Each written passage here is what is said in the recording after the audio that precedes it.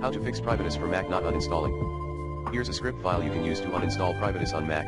#bin/bash #stop the Privatus app if it is running osascript quit app Privatus #remove the Privatus app and associated file sudo rmrf/application/privatus.app rmrf/library/application/support/privatus rmrf/library/caches/com.tunabelly.Privatus rmrf/library/preferences/com.tunabelly.Privatus.plist rmrf/library/save \application/state/com.tunabelly.Privatus.savedState.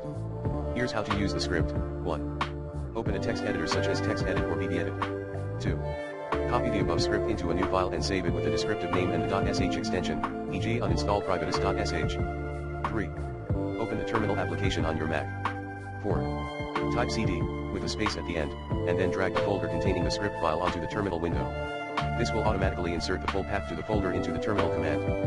Press enter to navigate to that folder. 5. Type mod +x uninstall-privatus.sh and press enter to make the script executable.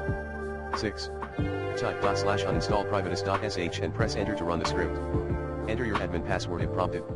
7. The script will now remove Privatus and all associated files from your Mac. Note, before running this script, make sure to save any important work you have open in Privatus and any other applications.